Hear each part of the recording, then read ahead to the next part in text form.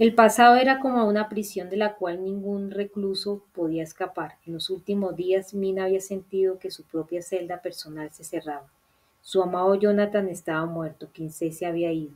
Empezó a volverse paranoica, se encontraba constantemente mirando por las ventanas. Su guardián era un supervisor cruel. Temía que Comfort, el policía alto y los lobos subordinados llamaran a la puerta en cualquier momento. Iba a necesitar un nuevo plan para mantenerlos a raya. En las horas transcurridas desde la marcha precipitada de Kinsey, Mina Harker había repasado las páginas que éste había dejado esparcidas en el suelo del estudio. Sentada en un círculo como el de Stonehenge, fue repasando las ruinas de su pasado. Debía haber impedido que Kinsey se fuera. Ahora tenía que deducir el siguiente paso de su hijo para poder encontrarlo. Necesitaba su protección, tanto si la quería como si no. La noche había caído sobre Inglaterra. Ella estaba en desventaja. Su depredador tenía todas las cartas. Abrió la gruesa carpeta que contenía los dosieres que había compilado. El de Arthur Holwood estaba encima de todo, con la dirección a plena vista. Acudir a Arthur tenía sentido. Si ella estuviera en el lugar de Kinsey, sería el lugar al que habría ido primero. Desafortunadamente, Kinsey no era consciente de lo mucho que había cambiado Arthur Holwood.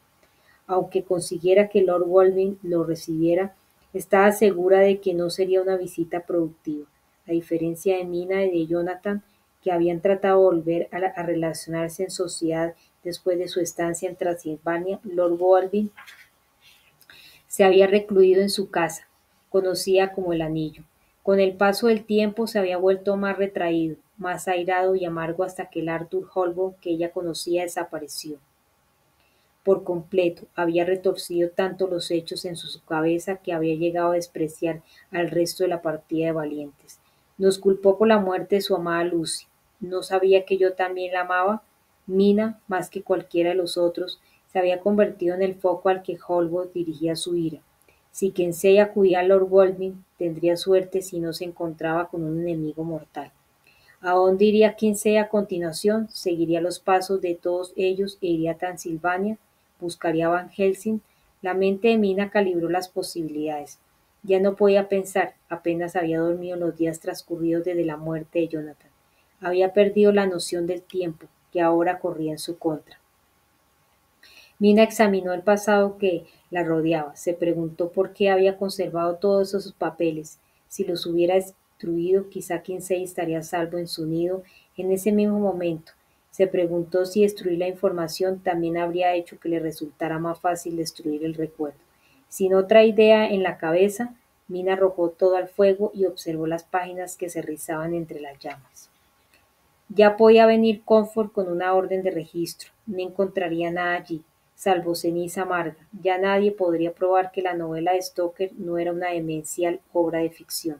Maldita fuera, ¿qué diablos era ese Bram Stoker? ¿Cómo conocía su historia? Ellos habían hecho un juramento sagrado en el que se comprometían a no divulgar nunca los horrores que habían tenido que vivir. ¿Podía ser Jack Sedgwick quien los había traicionado con Stoker? Lamentablemente parecía lo más lógico. Mina estaba cansada. Como ladrillos, las preguntas se apilaban en su mente y sus pensamientos se amontonaban unos encima de los otros. Necesitaba dormir, aunque fuera un rato, solo para despejar la mente. Recordaba que cuando sus pesadillas habían empezado de nuevo unos meses atrás, Jonathan le había llevado a casa un frasco de laudano. Entonces le había dicho que le preocupaba su falta de sueño y que el sedante la ayudaría. Ella se había negado a tomarlo, sospechaba que Jonathan trataba de drogarla para poner fin al deseo nocturno de su príncipe oscuro. Mina cogió el frasco de laudano del armario. Estaba tan cansada que sus ojos apenas podían enfocar la dosis indicada en el frasco. Al verter el líquido en un dedal, recordó que fue su negativa a tomar el fármaco lo que había provocado que Jonathan dejara de compartir la cama con ella. El primer paso hacia la erosión final de su matrimonio. Mina se tomó rápidamente el laudano con la esperanza de cobrar aquel doloroso recuerdo. Enseguida logró el efecto adecuado, volvió a tientas al estudio, lamentando que el amor que ella y Jonathan habían compartido se hubiera tornado tan amargo al final. Justo en ese momento no le importaba. tanto si era el Jonathan de su juventud o el despojo de los últimos tiempos. Solo quería estar en sus brazos una última vez. En la mesa que había junto al sillón encontró una fotografía enmarcada de su marido, tomada el día en que él entró en el colegio de abogados. Mina se había sentido muy orgullosa de él. Al fin era independiente, cargado de esperanzas y promesas. Una lágrima aterrizó en el cristal que cubría la imagen del rostro sonriente de Jonathan. Mina se la enjugó suavemente y acarició la imagen de debajo. Se echó hacia atrás en el sillón. Jonathan, te necesito. No puedo hacer esto sola. Los párpados le pesaban cada vez más. En los últimos segundos de conciencia creyó ver una bruma roja filtrándose bajo la puerta cristalera. Mina no estaba segura de cuánto tiempo había dormido cuando sintió un suave soplo en el tobillo. Se obligó a abrir los ojos, pero no vio a nadie. Estaba en un delirio, en algún lugar entre la droga y el sueño. Apretó la fotografía con fuerza contra su escote, sintiendo los bordes duros del marco e imaginando que Jonathan la abrazaba una vez más. Notó el contacto. Era una caricia, como si una mano suave le subiera por el tobillo, por la pantorrilla, por encima de las medias. La mano giró hacia adentro, más allá del borde de las medias, y tocó la piel suave de la cara interna de sus muslos. Mina se mordió el labio, sintiendo que le subía la temperatura. Por favor, Dios, que sea Jonathan. La mano que tenía en el muslo le separó las piernas. A Mina se le aceleró el pulso. Ansiaba ser deseada, ser amada, ser una mujer otra vez. Sus labios dejaron escapar un gemido. Sus pechos palpitaban al ritmo vertiginoso de los latidos de su corazón. Las manos espectrales tiraron de su ropa interior. La espalda de Mina se arqueó cuando las manos tocaron y sondaron su lugar más íntimo. Estaba a punto de ceder a su pasión cuando una idea aterradora cruzó su mente desbocada. No podía ser Jonathan. Él nunca se había permitido conocer los secretos de su cuerpo. Mina ahogó un grito. Nadie sabía cómo tocarla así. Nadie. Salvo él. Mina gritó, lloró. No, por favor, no hagas esto. Es a Jonathan a quien amo. Una voz llegó a la mente de Mina. Me he ocupado de que Jonathan muriera. Ahora eres mía. Ella trató de gritar, las nubes de su mente se abrieron. Su príncipe oscuro había matado a Jonathan y al hacerlo había traicionado el amor que había compartido. En un instante las manos convergieron, tocándole en un millar de sitios. Mina se estremeció. No podía resistirse más. Por el amor de Dios, no me hagas esto, no me hagas elegir mi amor. Era demasiado tarde. Las sensaciones apasionadas la abrumaron. La boca de Mina se abrió. Sus ojos se cerraron y su cabeza cayó hacia atrás. Las manos tocaban y exploraban. Mina se desvanecía. De repente sintió un viento fuerte y gélido contra su piel. Sabía que su cuerpo estaba boca abajo, pero tuvo la sensación de que estaba de pie. El viento aullaba en sus oídos, tan alto que Mina pensaba que iba a quedarse sorda. Trató de taparse las orejas, pero no podía moverse. Era como si su cuerpo estuviera paralizado. Sin embargo, sus sentidos parecían haber aumentado su percepción. Podía oler el aroma de las hojas, el agua y el barro. Sentía frío. Aunque Mina no quiso hacerlo, sus ojos se abrieron. Quería gritar ante lo que veía, pero no tenía control sobre su propio cuerpo. Estaba de pie sobre unas almenas rotas, mirando a un campo nevado. Los copos de nieve danzaban en el viento. Reconoció los picos recortados de los montes Cárpatos. Mina estaba en Transilvania, en lo alto de la torreta más elevada del castillo de Drácula. Oyó cascos que se acercaban, salpicando al correr por la nieve sucia. 2 docenas de hombres a caballo cargaban hacia el castillo, cíngaros. En medio de ellos había una carreta tirada por caballos, que iba de lado a lado como la cola de una serpiente, patinando con cada bache de la carretera helada. La carreta llevaba un ataúd. Al acercarse a las puertas del castillo, los cíngaros flanquearon la carreta y desenfundaron sus armas. A Mina todo aquello le era muy familiar. Estaba reviviendo el momento más oscuro de su pasado, un momento que había estado tratando de olvidar durante 25 años, pero no era como Mina lo recordaba. Una vez más Sin ningún control sobre su cuerpo, miró al este y vio a una mujer con el cabello rubio al lomo de un caballo blanco. Un hombre que montaba un semental gris corría a su lado, sosteniendo las riendas del caballo blanco. La mujer de abajo era ella.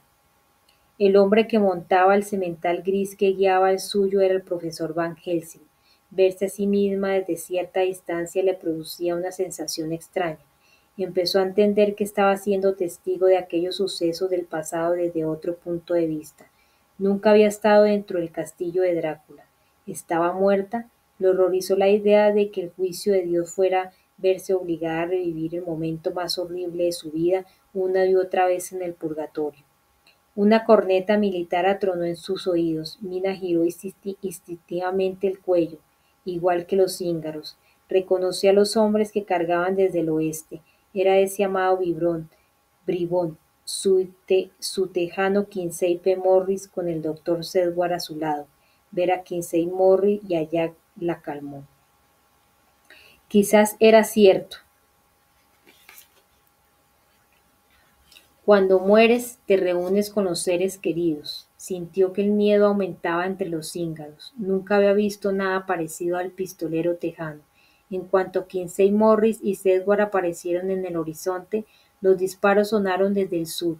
A lomos de sus corceles, Jonathan y Arthur dispararon sus rifles sobre la banda de cíngaros. Mina recordó el plan de separarse y tomar diferentes medios de transporte por Transilvania, con la intención de converger sobre los cíngaros al mismo tiempo y rodearlos desde todos los puntos posibles. La idea había sido de Kinsey Morris, que había aprendido la técnica como oficial de caballería durante las guerras indias.